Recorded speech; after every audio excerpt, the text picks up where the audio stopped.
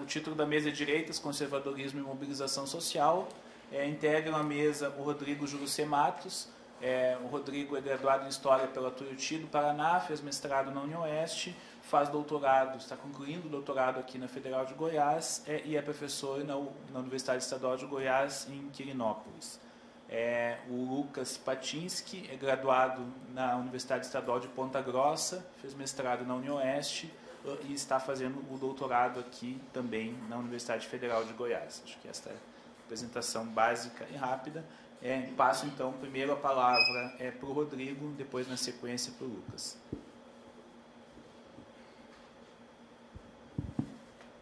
Bom dia. Bem, o título da minha apresentação é Miguel Reale e o fascismo pós-integralista, né? Esse fascismo pós-integralista que o Reale desenvolve, e que veio na forma de um conservadorismo autocrático, ele muitas vezes não é muito fácil assim, de capturar por conta do homem camaleônico, né, que era o Miguel Reale. Miguel Reale, que eu estou falando, o pai do Miguel Reale Júnior, né, que é um dos autores aí do processo de impeachment, né? Estou falando do pai, não do filho, né, que às vezes acontece essa confusão. Então, como eu estava falando, ele era um homem camaleônico, né? Então muitas vezes é difícil de capturar esse fascismo pós-integralista. O fascismo integralista é muito fácil, assim, muito fácil, relativamente fácil, né? Por conta da própria postura dele na época lá, da ação integralista brasileira.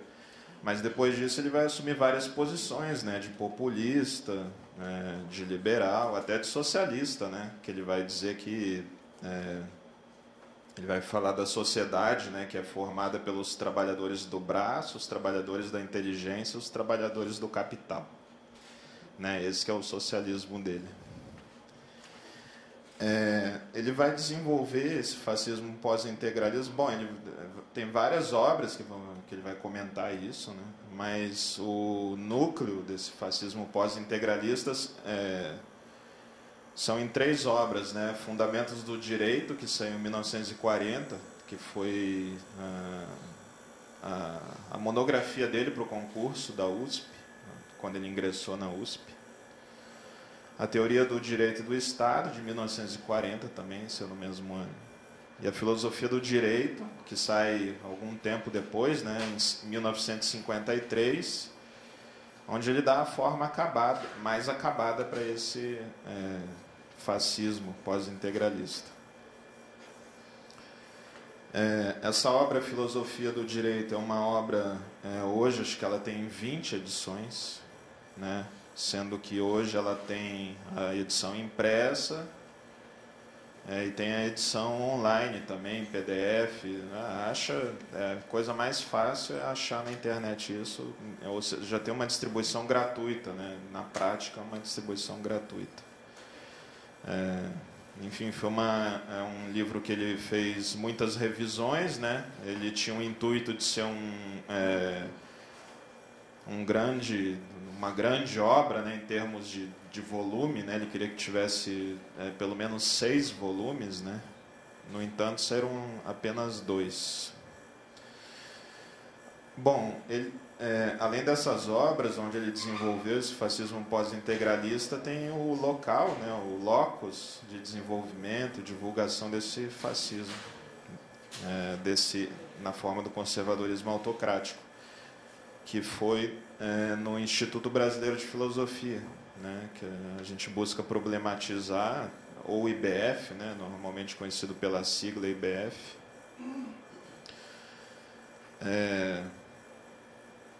A gente busca problematizar a partir do conceito de aparelho de hegemonia filosófico que a Christine Busse Glucksmann desenvolveu a partir de uma leitura dos cadernos, né, do Gramsci, naquele livro Gramsci e o Estado, que originalmente saiu nos anos 70.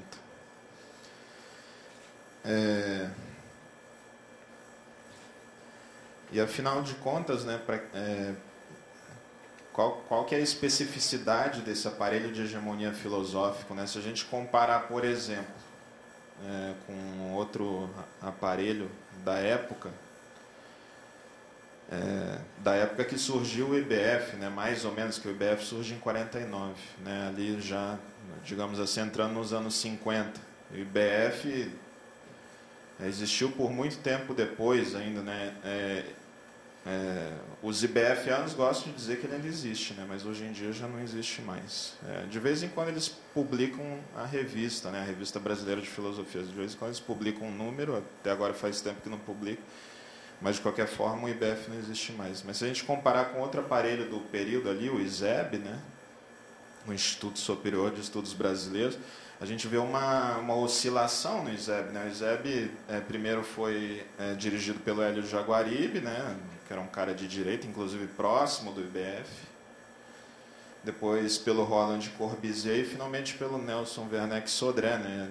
Sendo que com esses dois últimos o ISEB a gente vai observando uma esquerdização, digamos assim, né? Então digamos que ele tem uma oscilação, né? E a especificidade do aparelho de hegemonia filosófica é não oscilar, se manter naquela linha, né? E por que isso, né? Porque, como a gente sabe, a sociedade burguesa e o Estado sofre, né, oscilações, crises, reviravoltas, né? Golpes de Estado, né, que bagunçam a coisa toda, enfim. E por conta dessas oscilações provenientes, principalmente das crises cíclicas do capitalismo, a classe dominante precisa de uma ideologia, né, estável, né, que não oscile, porque senão a coisa pode ir para o brejo. Se tudo ficar oscilando, de repente a coisa pode ir para o brejo. Precisa de uma ideologia estável, né? E é isso, esse conservadorismo autocrático, que é essa ideologia estável, né? E o Reale ele vai desenvolver, vai desenvolver aspectos dessa ideologia para ela permanecer estável, né? A política oscila, as crises fazem a sociedade capitalista como um todo oscilar, no entanto, essa ideologia tem que permanecer estável para garantir a sobrevivência, né, da autocracia em meio a essas oscilações. Todavia, essa ideologia, ela não é assim uma ideia, um conjunto de ideias, né, pura e simplesmente, né, a gente tem que pensar ela como um bloco histórico, né, ou seja, é uma ideologia que se insere, né, nos meandros das estruturas de poder, né. E é o Estado, né, que é no Estado que ela conhece, né, a sua efetividade, né. Bom, para elaborar essa ideologia, o Miguel Reale ele vai partir de uma leitura conservadora do Hans Kelsen. O Hans Kelsen foi um jurista, filósofo também, né. O jurista, provavelmente, dos juristas burgueses, provavelmente, se não o mais importante, mas um dos mais importantes do século XX, né? Ele é fundador da escola normativista, né? Chamava normativista porque o fulcro do direito eles colocavam na norma, né? Na normatização da sociedade e das relações sociais. E o Kelsen era conhecido, politicamente, ele era conhecido por ser um liberal democrata, né? Todavia, mesmo sendo um liberal democrata, na teoria dele se reconhece um autoritarismo ali, né? E quem traz isso para a gente é o Pachucanes, né? O jurista soviético lá. E o Pachucanes vai dizer o seguinte: aonde que está esse autoritarismo, afinal de contas? Está exatamente nas normas, né? A concepção da norma, da lei e regra, elas indicam, né? Elas têm uma previsão de fim, né? Portanto, elas regulam não apenas as relações sociais no presente, como elas preveem possibilidades para aquelas relações sociais, né? Para que não saiam de dentro de uma margem de previsibilidade que a burguesia deseja ter, né? Porque pode ter revoltas e, enfim, a classe trabalhadora pode se movimentar, mas a burguesia deseja que fique dentro de uma margem de previsibilidade, de maneira que o regime burguês fica estável, né? Quando a classe trabalhadora se movimenta, mas fica dentro dessa margem, o regime burguês permanece estável, né? É aí que está o autoritarismo, de determinar até onde a classe trabalhadora pode se movimentar. Daqui até aqui. Daqui para lá não pode. Esse que é o autoritarismo burguês. Esse é o do Kelsen, né? Ele vai indicar digamos assim, um leque de possibilidades. O Reale ele vai fazer uma leitura, uma releitura do Kelsen, uma reinterpretação, né? Onde ele vai exacerbar o que tem de autoritário ali, né? E como que ele vai fazer isso? Ele vai dizer que as normas, ao contrário do que dizia o Kelsen, ou indo além do que dizia o Kelsen, elas devem indicar o dever ser do homem de forma determinada, com conteúdo certo, né?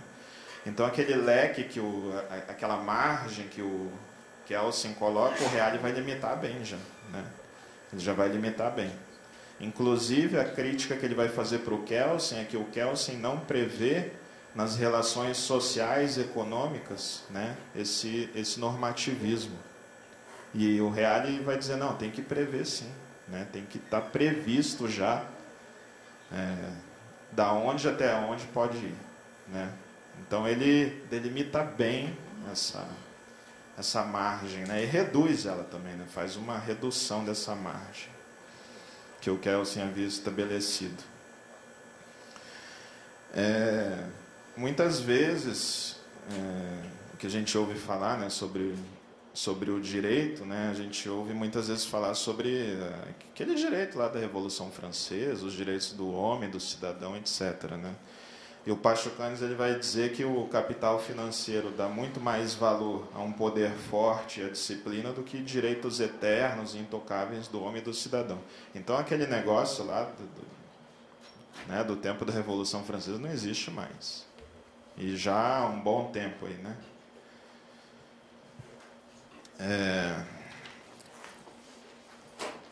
Bom, o Reale ele vai desenvolver, além disso, indo além nessa leitura que ele faz do Kelsen, ele vai desenvolver a ideia que ele chama que é o núcleo resistente, né? Que é aquele núcleo do poder burguês que tem que ser o núcleo resistente, né? Tudo pode oscilar, mas aquilo não, tem que ter o núcleo resistente, né, para garantir o poder burguês. E ele diz, né, nas palavras dele, né, o núcleo resistente deve estar a salvo de transformações políticas, técnicas ou econômicas, né?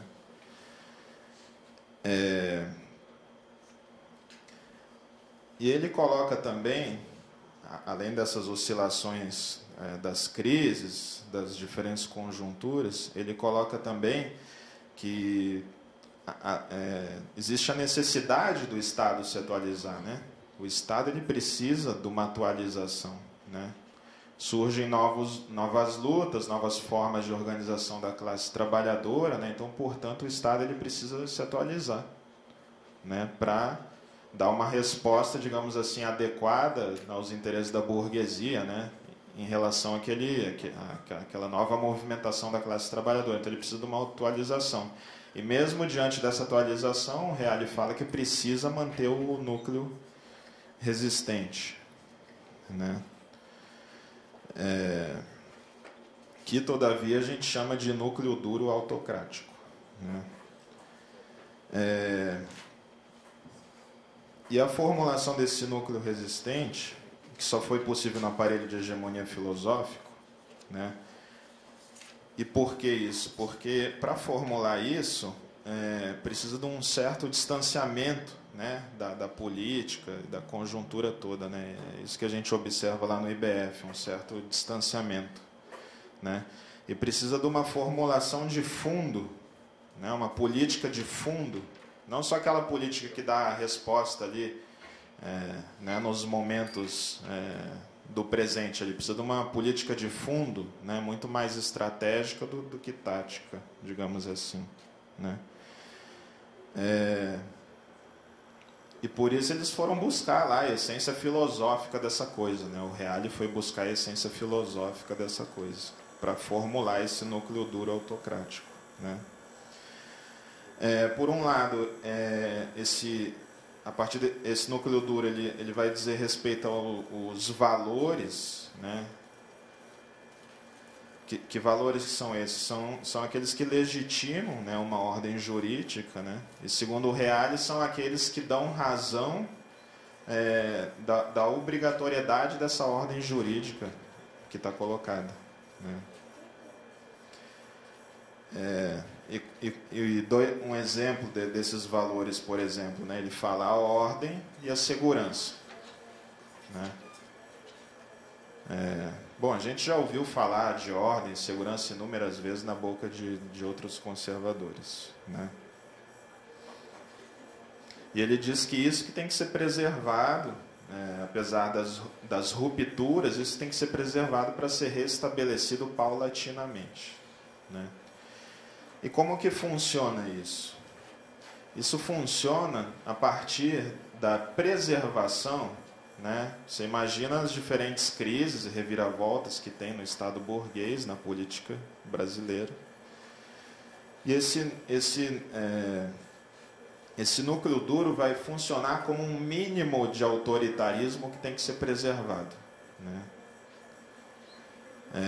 Então a gente começa a observar, no século XX, aí, esse mínimo de autoritarismo, por exemplo. Em 45, né, fim do Estado Novo, começa um regime pseudo-democrático, né, ali, de relativa abertura política, né. Ali, logo no início, vai se estabelecer esse mínimo de autoritarismo, né, com o fechamento do PCB, né, perseguição a dirigentes nos sindicatos, né, etc. Esse é o mínimo de autoritarismo, né? Esse que é o núcleo duro autocrático, né?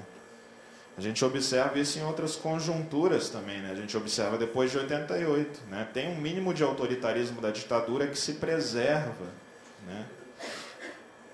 Isso a gente observa na história, a gente vê que o Reale teorizou lá atrás isso. Esse mínimo de autoritarismo que deve ser preservado. A partir do momento que você tem esse mínimo de autoritarismo, trabalha-se sobre ele, né? Trabalha-se sobre ele, desenvolve-se ele, né? Com o passar do tempo. Isso pode se dar de maneira lenta, como se deu no pós-45 ou no pós-88. No entanto, isso pode se dar de maneira rápida também, né?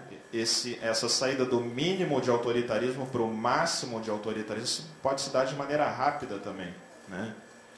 E qual que é digamos, o soar do alarme para a burguesia? É a movimentação da classe trabalhadora, né?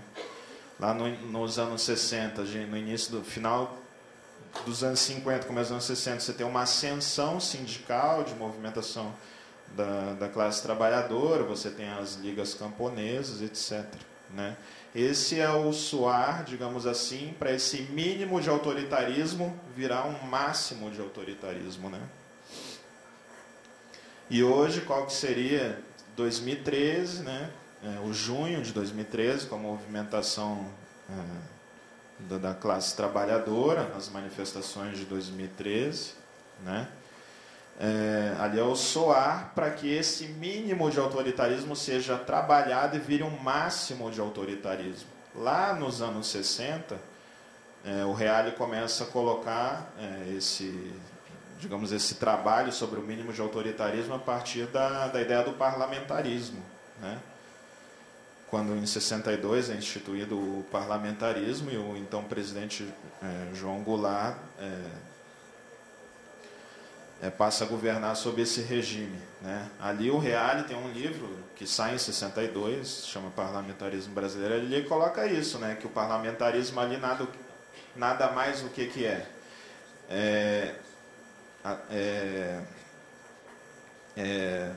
restringir a democracia, né? Que pode ser restrita parcialmente, como é nesse caso do parlamentarismo brasileiro, pela anulação do voto popular, é isso que ele coloca lá naquele livro, né? Você anula, você promulga, deixa o parlamentarismo, o sistema parlamentarista sendo vigente, você passa a escolher o presidente e os governadores pelo parlamento, não passa mais pelo voto parlamentar, né? Então é uma, digamos assim, uma restrição parcial da democracia, né? Mas esse não é o máximo do autoritarismo, ou o máximo autocrático, como a gente chama ainda, que o máximo autocrático vai ser com a ditadura, né? Hoje, a gente pode ver a vigência dessa relação de preservar esse núcleo duro e dele partir para um núcleo máximo. A gente pode observar isso. Não foi uma tentativa de anulação do voto popular e restrição da democracia que foi feita com esse golpe agora, a partir de formas jurídicas e políticas de restringir esse voto popular, de anular esse voto popular e no lugar da presidente lá, eleita, colocar outra pessoa. Não foi isso que foi feito? Não é? Tem quanto tempo, hein?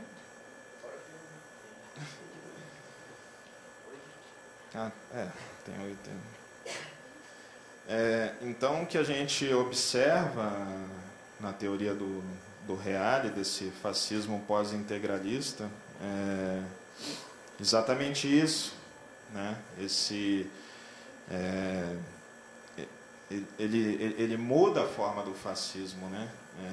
Na Europa, por exemplo, os fascistas vão buscar entrar em partidos ditos conservadores respeitáveis, né? O Reale, ele, digamos assim, ele vai começar essa transformação do fascismo antes do que na Europa, porque enquanto lá na Europa o fascismo é finalmente derrotado em 45, aqui a ação integralista brasileira, na tentativa de golpe de Estado, isso acontece em 38, de forma que já em 40 ele já começa essa reformulação do fascismo, né? E ele vai dialogar com o populismo, né? Ele vai entrar no partido do Adhemar de Barros lá em São Paulo, depois vai para o PTB, vai representar o Brasil em 1951, a mando do Vargas na OIT, né? Então ele vai agir como um populista sem, no entanto, deixar de ser fascista. Vai defender esse socialismo que ele fala, né? Esse suposto socialismo, né? Dos trabalhadores do braço, da inteligência do capital, né? Sem, no entanto, também deixar de ser fascista. E depois, em 63, ele vai publicar o livro Pluralismo e Liberdade, que normalmente é tido como o livro que ele deixa de ser fascista e passa a ser liberal. Ali naquele livro, ele vai definir, né, o pluralismo e a liberdade, né? Ele vai dizer que, por exemplo, a liberdade, ela ocorre dentro de esferas já pré-estabelecidas e pré-sancionadas e normatizadas pelo Estado, né? Enfim, o que ele faz ali, na verdade, é uma correção, digamos assim, do liberalismo, né? O liberalismo que desde os anos 50 já tinha dado passos largos em direção a uma forma ainda mais conservadora, né, do liberalismo, né, uma forma tecnocrática, etc. Bom, basicamente é isso, gente. Obrigado.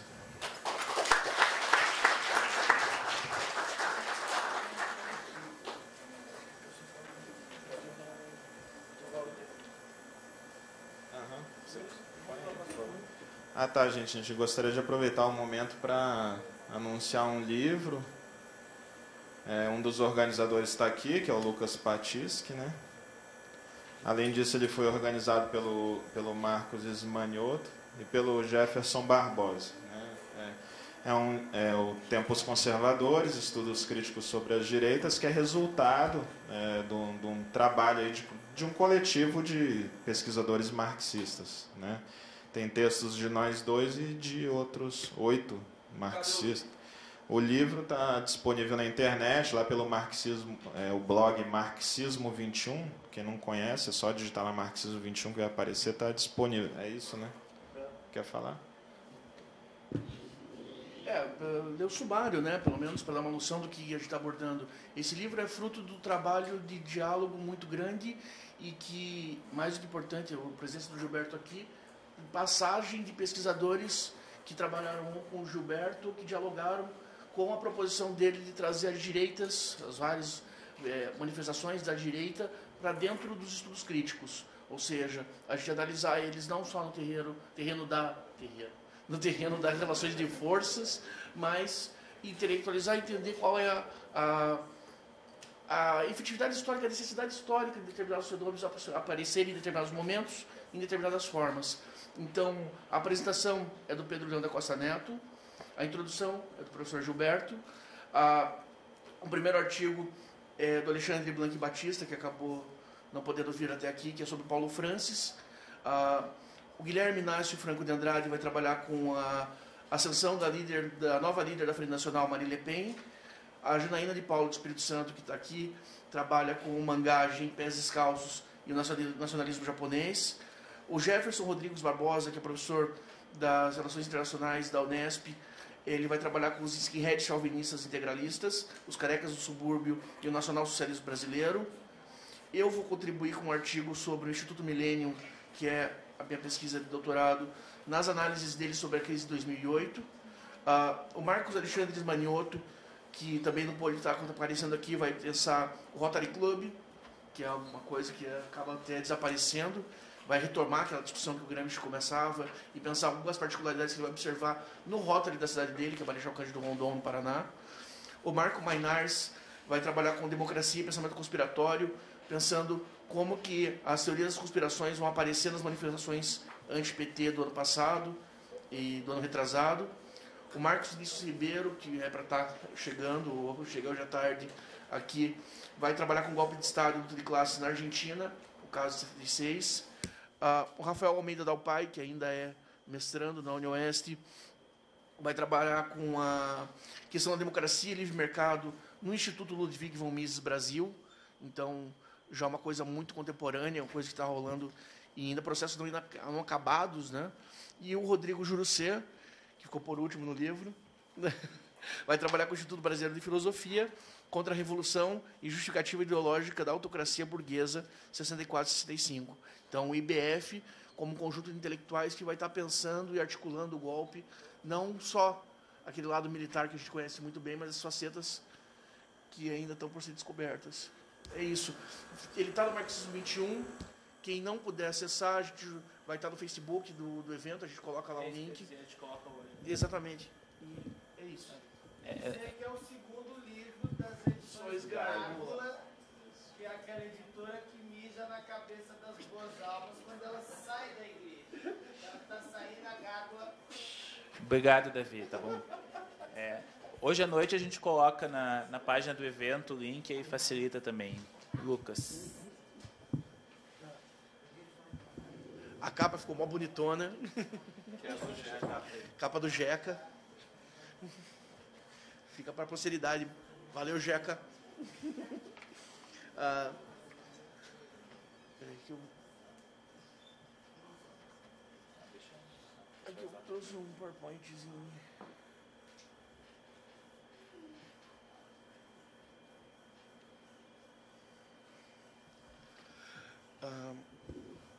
Bom dia, meu nome é Lucas. Eu trouxe uma contribuição para o debate que ficou com um título bem estranho, mas é uma contribuição que eu acho que é válida ser feita essa discussão, porque quando eu fui pesquisar ela para minha tese de doutorado, eu encontrei essa discussão em espanhol, em italiano, em inglês, em francês, e efetivamente não achei ela em português, que é uma discussão que acaba ficando restrita a algumas partes da ciência política e acaba não sendo trazido para a história, ou pelo menos eu não achei. Para simplificar, a gente parte de uma premissa do Antônio Gramsci, que diz que em uma determinada sociedade ninguém é desorganizado sem partido, desde que se entenda uma organização em partido no sentido amplo e não formal. Tá. Essa é a nossa premissa, e como abre-se muitas aspas, a gente vai trabalhar com uma ideia ou uma hipótese que remete ao Bourdieu e ao Lacan, que esse think tank, essa associação, que é da sociedade civil, que é uma forma organizativa, voluntária, não tão ligada ao mundo do trabalho, ela vai ser essencial na organização neoliberal. Primeiro, na formação e na conformação ideológica, que é que o Bourdieu coloca, e em seguida como base para a ação midiática, que também valida a ação. Então, Bourdieu diz ali, o imperialismo da razão neoliberal encontra sua realização intelectual em duas novas figuras exemplares da produção cultural. Primeiramente, o especialista que prepara, na sombra dos bastidores ministeriais ou patronais, ou no segredo dos think tanks. Think tanks a gente poderia traduzir por usina de ideias, é uma tradução recorrente, mas tanque de pensamento. Eu preferi deixar think tanks, porque tem um pessoal que usa isso como uma categoria. Eu acho que não é o caso. Documentos têm um forte cunho técnico e, tanto quanto possível, construídos em linguagem econômica e matemática. De seguida, o conselheiro em comunicação do príncipe. Então, há uma preparação já voltada para essa ação midiática.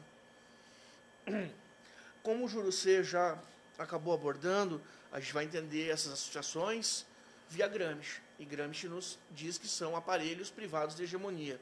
Ou seja, são associações que estão fora do Estado estrito, do partido político formal, daquele campo. Eles estão inseridos no campo político, mas pelo lado da sociedade civil. Então, são os institutos, são associações, são essas formas que parecem um pouquinho mais difusas, é porque elas não ganham uma publicidade que o partido formal ganha. A gente não vê as discussões dos institutos do jornal todo dia. Então, acaba sendo, ali como o Bourdieu fala, no segredo, no escuro, no escondido, dessa forma não publicizada. Enfim, a opção pelos aparelhos privados de hegemonia possibilitou aos intelectuais neoliberais um movimento estratégico amplo, capaz de articular uma minoria consistente nos mais diversos setores, tendo espaço de circulação e intervenção garantidos exatamente pela sua recusa em se organizar formalmente como partido político, por essas questões. Eles não precisam estar lá decidindo politicamente, disputando pauta, não precisam estar se apresentando publicamente. E isso demorou muito tempo para esses caras virem à tona. Por isso ali a questão que eu coloquei da nova direita.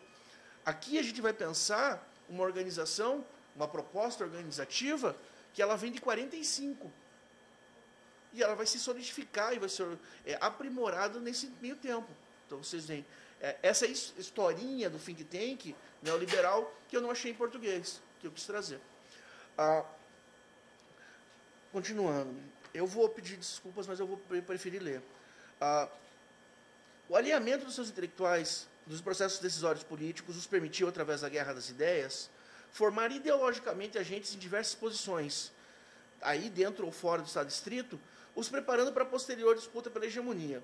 Do mesmo modo, foi possível conformar suas premissas doutrinárias, seus pressupostos, em um corpo coerente de diagnósticos e proposições, alçando certa positividade científica, validação pelos pares, confirmação social pela publicidade, etc., que garante e justifica a ação política posterior. Trata-se de aparelho privado de hegemonia, esse é think tank neoliberal, o que articula a derrota da política, a derrubada do bloco do poder e seu domínio, o que explica essa pluralidade de agentes envolvidos nessa minoria consistente. Como situa Esteves Vergara, a derrota da política exige-se que uma nova elite substitua a anterior, assumindo a neoliberal.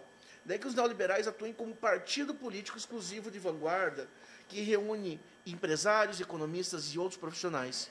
Esse é um partido transversal, uma minoria consistente, cujos membros pertencem a distintos partidos, à administração do Estado, às Forças Armadas, às igrejas, aos meios de comunicação, aos organismos internacionais, especialmente os de crédito e a Organização Mundial do Comércio. e diversas organizações nesse meio tempo. Friedrich Hayek, após sua transferência para Viena, Hayek é um economista, famoso economista ultraliberal, talvez com Mises, o nome mais conhecido. Ele, austríaco, se transfere de Viena para Londres e vai lecionar na London School of Economics, a partir da década de 30. Ele chega lá e diz o seguinte, que essa tarefa de organizar, ela tem que ser de longo prazo. Ela tem que ter como fonte de uma geradora uma associação internacional de acadêmicos, tal qual ele entendia que os keynesianos, diante deles, os fabianos haviam realizado. Então a situação é, a tarefa dessa associação era comparada àquela realizada pelos intelectuais socialistas e pelos reformistas no final do século XIX e início do XX, que atribuíam um papel decisivo aos intelectuais na formação dos valores e das crenças da sociedade. Então toda a sua ação visaria obter o apoio da elite. A ideia era formar intelectuais em torno do pensamento neoliberal, abre aspas, arregimentar e treinar um exército de lutadores pela liberdade. Isso essa fala da década de 30. Então você vê que isso já vem como uma articulação. Ela vai primeiro se articular na Sociedade de Montpellier, fundada em 47, que vai organizar os caras que estão perdidos ali, os ultraliberais de tudo quanto é lugar do mundo. Eu só citei aqui para terem uma noção do primeiro alcance. Então a gente tem ali, da escola austríaca, o Hayek e o Mises, da Inglaterra, uma série de pesquisadores da London School of Economics, gente da Michel Polanyi, John Dewey, Wedgwood, da Alemanha, dos Estados Unidos, gente do New York Times, da Newsweek, economistas, de Chicago, Frank Knight, Aaron Director, o jovem Milton Friedman, os liberais franceses, entre eles o Bertrand de Jouvenel, ainda gente da França, da Itália, da Noruega. Então, esse primeiro encontro dos caras, ele é de uma complexidade que visa formatar uma primeira rede. Mas essa não é a rede do think tank. Pode intervir, professora. Não, estou falando do Polanyi, que está ali. Polanyi está ali? Não, Michel Polanyi. Não é o mesmo. Não é o mesmo, não é o mesmo. É da citação da Denise Gross, cortou ali embaixo, da tese de doutorado da Denise Gross. Enfim, essa primeira organização é para dar sustentação e diálogo entre esses caras que estavam isolados. E falar, gente, a gente tem como manter uma sustentação e uma troca em âmbito internacional. Mas o formato think tank, na verdade, ele vai se condensar pela obra desse cara, Anthony Fisher, que é um famoso desconhecido. Esse Anthony Fisher, ele era um cara que era herdeiro de uma família de posses na Inglaterra, naquele típico herda a terra e deixa lá para alguém plantar. Ele tinha sido piloto da Força Aérea Real na Segunda Guerra Mundial. E esse cara volta para casa e olha a mediocridade disso. É medíocre mesmo. Esse cara vai ter acesso ao livro do Hayek, O Caminho da Servidão, numa versão condensada publicada pela Reader Digest. E ele vai ler, e segundo o relato dele mesmo, na biografia, ele vai se emocionar com aquilo, e ele vai para Londres e pede uma audiência com o Hayek na escolinha, vai lá conhecer o cara.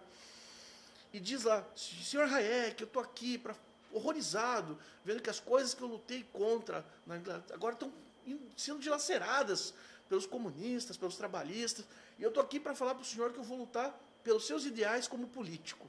E o Hayek fala, não, meu filho, baixa a bola. Daí agora nas palavras do Fisher. Se eu compartilhava a visão que melhores ideias não estavam tendo uma audiência justa, seu conselho foi que eu deveria unir-me com outros na formação de uma organização acadêmica de pesquisa para suprir intelectuais em universidades, escolas, jornalismo e radiodifusão, com estudos de autoridade da teoria econômica, dos mercados e sua aplicação em afazeres práticos. Falou para o cara, não, você não vai ser político, você vai se organizar e vai organizar intelectuais. Para quê? Para fazer publicidade, para tornar isso daqui palatável, para fazer aqui a paródia, porque a gente conhece, talvez a mais famosa de todas elas seja do Friedman, a história do lápis, que o Friedman diz, esse lápis. Eu não conheço todo mundo que fez esse lápis. A borrachinha veio da Nova Zelândia, a madeira veio da Amazônia, o grafite veio sei lá da onde. Daí um americano pegou e pintou, e comprensou e está na minha mão. Esses caras todos não se conheciam, mas esses caras todos se uniram pelo ideal de fazer o lápis. O mercado unifica as pessoas. Esse é uma das histórias mais famosas do Friedman, ficou famoso na TV por causa disso. Então, esse Anthony Fisher vai fazer isso. Só que, olha só, a gente está falando de 45. Esse Anthony Fisher ele começa a conviver com os caras ali, dialogar nos círculos deles, casa com uma menina que ele conhece ali no meio. E lá pelas tantas, quase 10 anos depois, em 53, se eu não me engano, falam para ele, cara, vai lá para os Estados Unidos conhecer a Foundation for Economic Education, FEE. Essa Foundation não é um modelo já acabado ainda. Essa Foundation eles criaram porque o Mises, o outro cara famosão, vai se imigrar para os Estados Unidos e não vai conseguir uma cancha lá. Daí os caras criam essa fundação para bancar o Mises e para divulgar o pensamento dele. Ela é muito baseada numa outra fundação, que era da década de 30, de uma outra pensadora que é muito famosa entre esses caras, que é a Ayn Rand, que é a Ayn Rand Foundation. A Rand Foundation ela tinha o mesmo objetivo, divulgar os ideais da Ayn Rand pelos Estados Unidos. Só que a Ayn Rand, para quem não conhece, era uma filha de imigrados da União Soviética, o filho de um farmacêutico, que fugiu em 17, e ela era uma judiazinha feia, segundo as palavras dela. E ela não tinha muito carisma, ela não sabia falar em público, a menina era desengonçada. E ela vai lá e contrata um cara bonitão para fazer a cara do instituto. E a Ayn Rand, ela criou uma coisa chamada praxeologia. Que é assim, só existe o que você pode tocar e só existe o que você... Só deve existir, ou você só deve fazer o que você tem vontade. Essa é a base fundamental do pensamento dela. Só existe o real agora, então a gente sabe que de amanhã vai fazer o que você quer fazer. Vai dar certo, efetivamente, porque o ser humano ele é essencialmente egoísta, ele é podre. Então você não tem que ficar, sei lá, se fazendo para os outros. E a Ayn Rand vai ter um caso com esse cara. Só que a Ayn Rand e esse cara eram casados. E daí isso dá um celeuma entre os caras que estão financiando, porque eram americanos, muito conservadores, janotas, gente de igreja. E esse cara ficou meio horrorizado e a Ayn Rand falou assim, vocês não entenderam nada que eu estou falando aqui, pô. Eu estou falando que é isso que tem que fazer mesmo. Daí os caras ficam meio assim, mas tocam no instituto. Dá um ano depois disso, esse cara começa a agarrar a secretária. E daí acaba o instituto. Enfim, esse instituto ele vem daquela tradição ali. Vocês veem. Esse cara, o Anthony Fisher, chega lá e vai conhecer o instituto lá, vai andar com o Mises lá. E os caras falam, o que você faz na Inglaterra, bicho? Ele fala, tem umas terrinhas lá, que é da família. Ele fala assim, pô, o F.A. Harper, que depois vai ser um cara importante, até na CIA, fala assim, cara, vamos lá com nós de Cornell, lá na universidade, que tem um povo que está pesquisando lá como criar frango de jeito diferente, quem sabe se interessa por você. Que é a famosa criação de frango que a gente conhece hoje. Que é o frango estocado, confinado, 5 mil cabeças de frango, que se cai a luz se canibaliza, aquela coisa horrenda. E o cara leva isso para a Inglaterra e chama de Busted Chickens, que é a primeira fazenda de criação intensiva de frango da Europa. O empreendimento é um sucesso, em poucos anos ele é o maior avicultor inglês e um dos caras mais ricos da Europa. Isso em 54. Em 54 ele entra para Montpellier, porque agora ele tem grana, né? Ele foi autorizado a entrar lá para discutir com os caras. E os caras vão cobrar o seu serviço de volta, por favor, e falam, cara, você vai organizar um think tank, que é o Institute of Economic Affairs. Está ali, o IEA.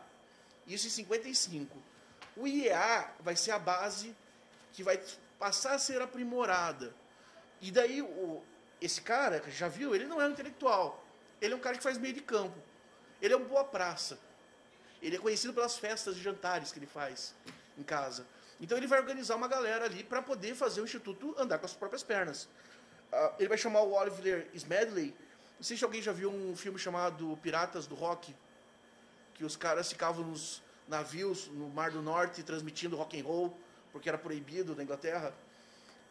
O cara que mata o outro no final, esse é o Oliver. E ele mata porque o cara era concorrente dele, como pirata. É um canalha completo.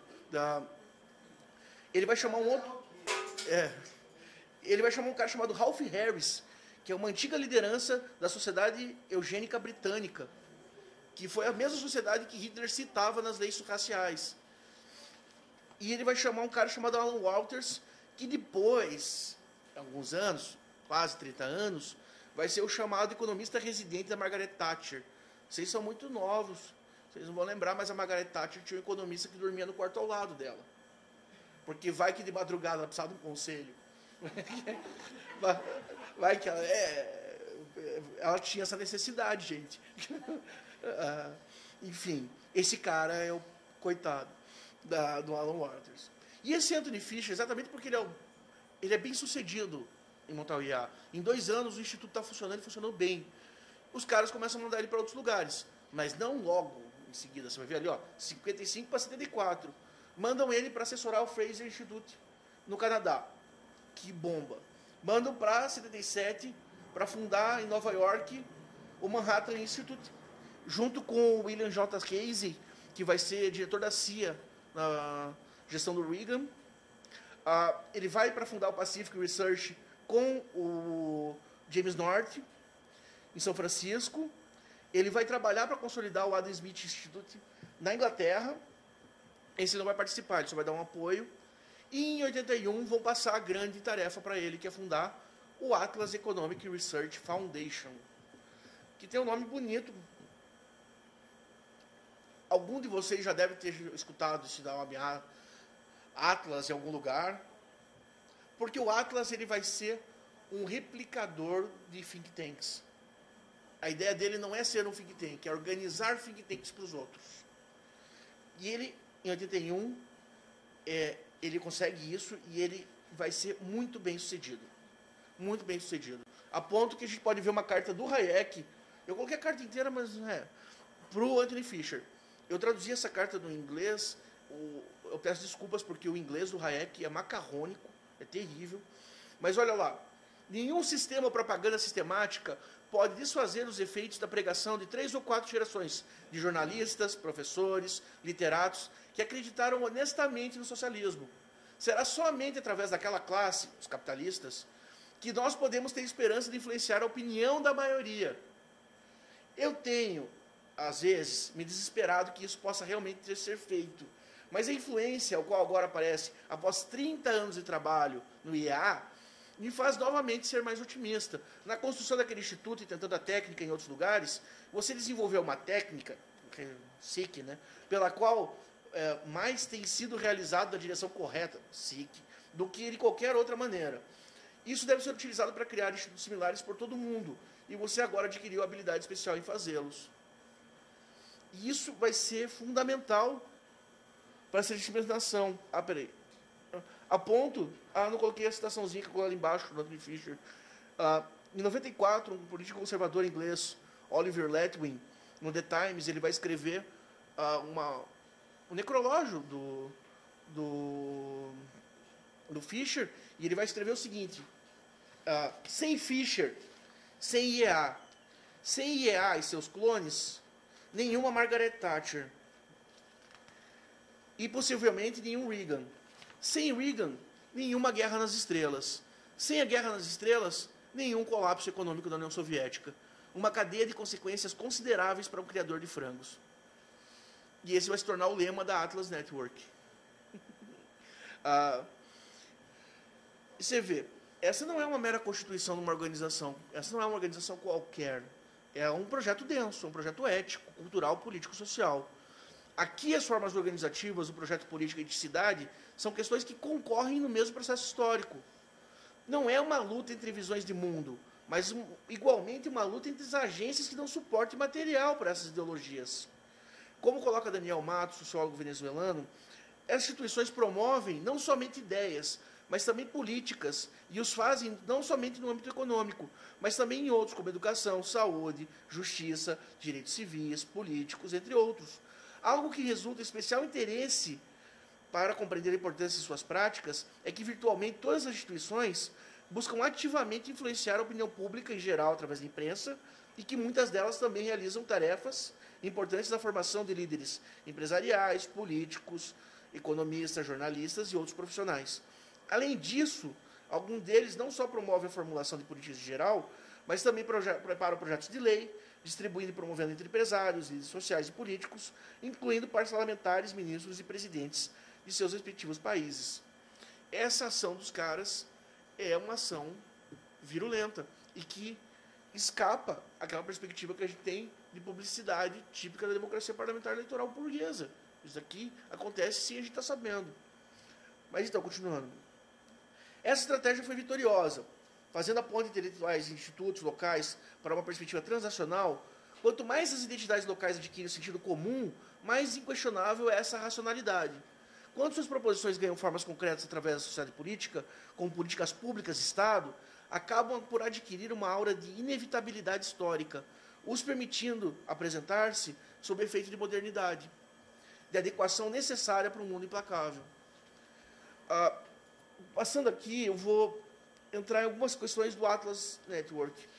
O Atlas Network, como eu falei, já é fundado em 81 pelo Anthony Fisher, em Washington, nos Estados Unidos, e vai ser o replicador de think tanks. Segundo o Richard Cockett, que é o cara que fez um livro em inglês muito conhecido sobre os think tanks, a função dele é prover uma estrutura institucional para o que rapidamente se tornou um número crescente de think tanks internacionais pró-livre mercado ou instituições de pesquisa. Para ter ideia, em 88, 7 anos depois da fundação, já articulava mais de 60 institutos em 20 países. Em 91, eram 78 institutos, 31 na América Latina e desenvolvido 88 no total de 51 países. Hoje em dia, eles coordenam uma rede de 76 institutos na América Latina, num total de 456 em 95 países. O Atlas, que hoje em dia vai se chamar Atlas Network. Ele vai se associar com um instituto fundado pelo F.A. Halper, que é o Institute for Humane Studies, e vai se mudar de nome ali pelas tantas. Aqui, o Atlas Network não tem um caráter coordenador, aquilo que a gente estava discutindo ontem. Ele tem um caráter mais integrador do que de seleção. Ele não faz a função de selecionar negativamente, tal qual a Internacional Socialista faria. Ele vai integrar, ele vai tentar convencer.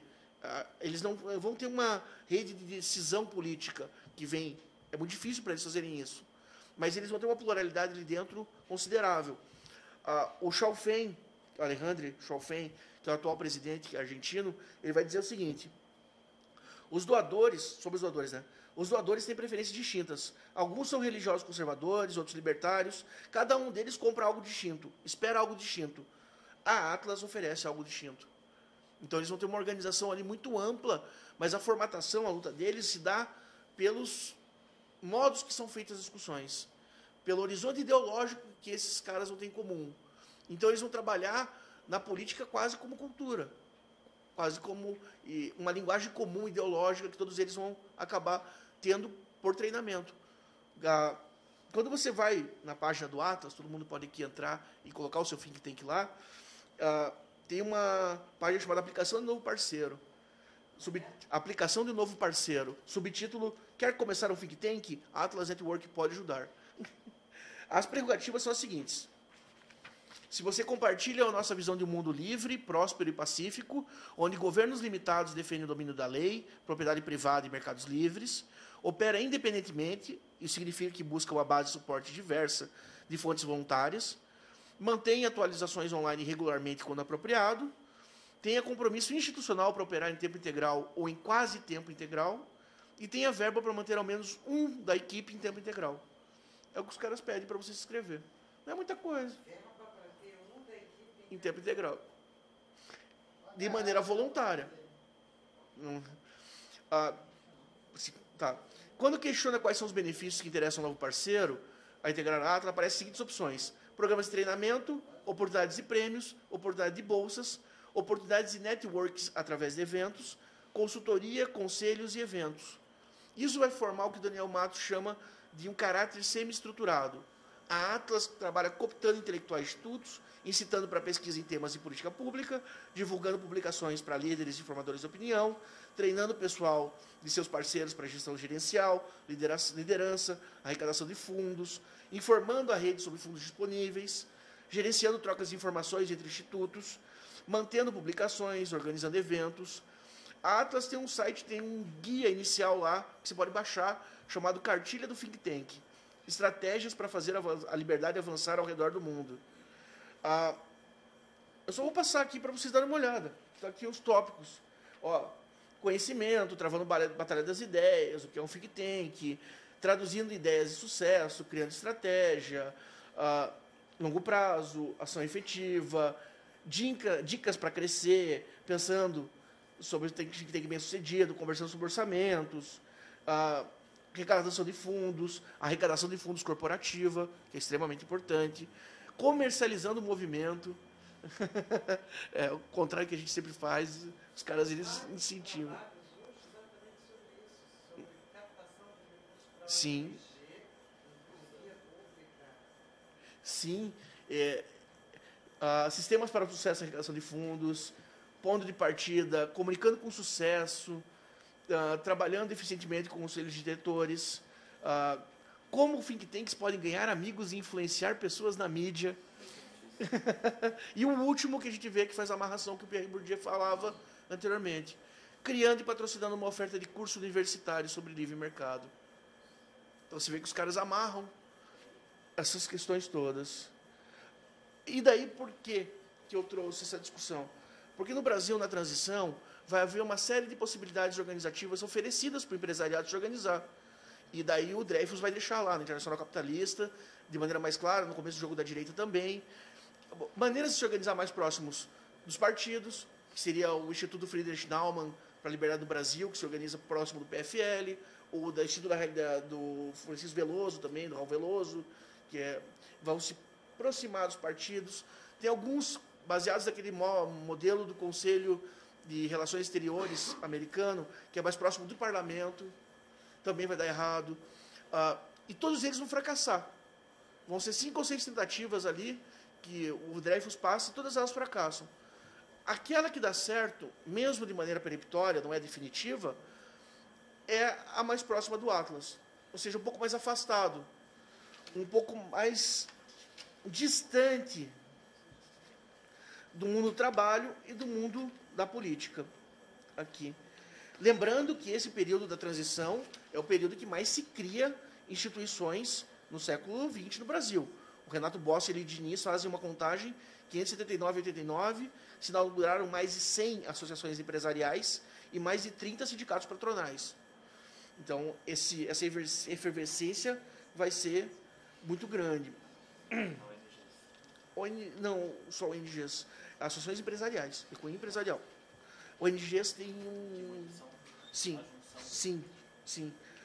Segundo o Chafuen, essa rede que eles articulam no Brasil não gasta muito dinheiro. Eles gastam cerca de $20 mil por ano, $10 mil diretamente por estudantes da liberdade. A atuação mais importante da Atlas no país é em treinamento, sendo que nos últimos 5 anos, 35 brasileiros passaram pelos cursos da Atlas. Então você vê, quem que vai estar dentro da Atlas Brasil? A rede Atlas Brasil. Centro Interdisciplinar de Ética e Economia Personalista, que é do Hélio Beltrão, o cara que é herdeiro do grupo Ultra, e ele atua como um instituto dentro da UFRJ, naquele sistema de PPP.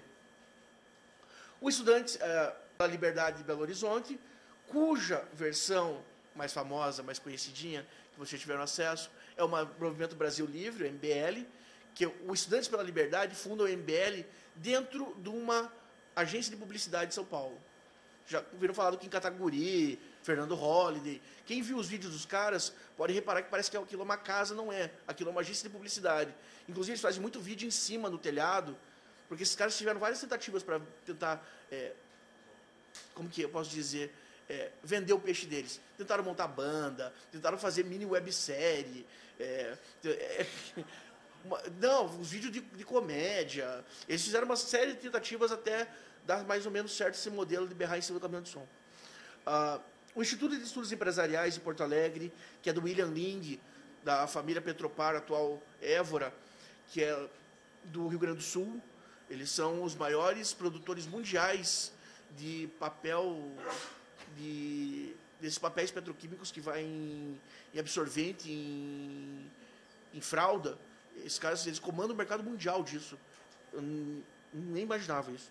Instituto de Formação de Líderes Belo Horizonte, o Instituto Liberal do Rio de Janeiro, já o novo Instituto Liberal, que está na mão do Rodrigo Constantino, o Instituto Liberal de São Paulo, também o novo, que diz que não tem nenhuma relação com o Instituto Liberal do Rio de Janeiro, ao contrário do antigo da década de 80, o Instituto Liberdade, que era o Instituto Liberal da década de 80 do Rio Grande do Sul, o Instituto Ludwig von Mises Brasil, que diz aqui que ele é de São Paulo, mas, na verdade, ele não existe em lugar nenhum, né? Ele está na internet só. O Líderes do Amanhã de Vitória, o MBL e o Instituto Milênio. O que eu acho importante assinalar é que esses caras eles não são necessariamente conhecidos, mas os atores que esses caras articulam foram os caras que apareceram nesse último vagalhão do golpe. Os atores que foram organizados para o golpe surgiram daqui. Então, você tem que entender que essa forma de organização ela tem um empenho, ela é essencialmente antidemocrática, ela não apresenta o debate, as ideias e formulações, ela apresenta conclusões, eles organizam e agilizam uma rede midiática que trabalha isso de uma maneira virulenta e pesada. Eles supostam, ainda tentam revestir essas conclusões de caráter científico, não estão interessados em abrir consenso em um espaço garantido pela democracia liberal parlamentar eleitoral.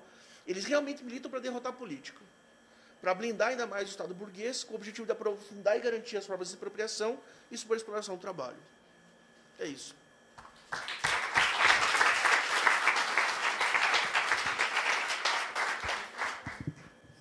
Obrigado, Lucas. Graças à pontualidade de ambos, a gente tem um bom tempo para o debate.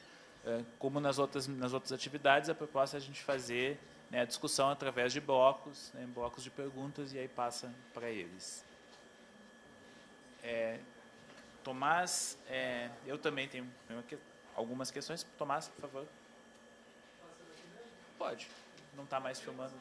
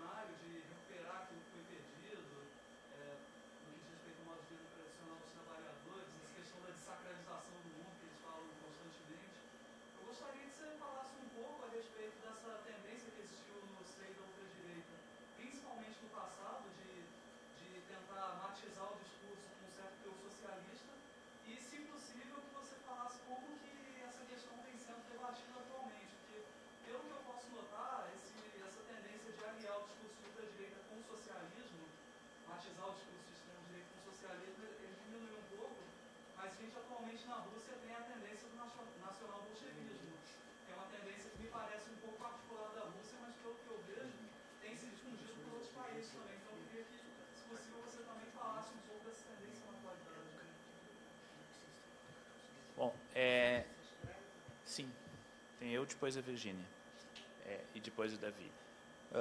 Acho que assim, uma coisa extremamente interessante é que, coincidentemente ou não, tratando de períodos e momentos diferentes, ambos de alguma forma tocam em personagens que têm uma conexão com o golpe, com o momento atual. No caso do Rodrigo, indireta, até porque não é o mesmo Miguel Reale, mas a conexão ali é bastante fácil também de ser estabelecida.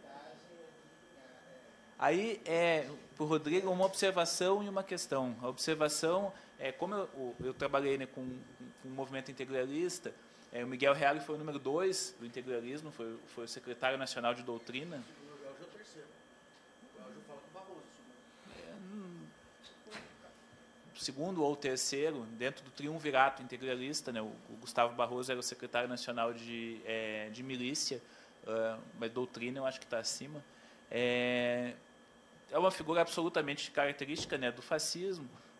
do integralismo, explicitamente fascista, dentro da perspectiva, né, da tradução do fascismo italiano, sobretudo. Mas quando o integralismo é colocado na ilegalidade em 38, ele apoia Vargas, né? E apoia e faz o jogo, inclusive, de trazer, mesmo com inúmeros integralistas presos, de trazer, de fazer com que o próprio Plínio Salgado assinasse manifestos em apoio a Vargas, o que ele consegue.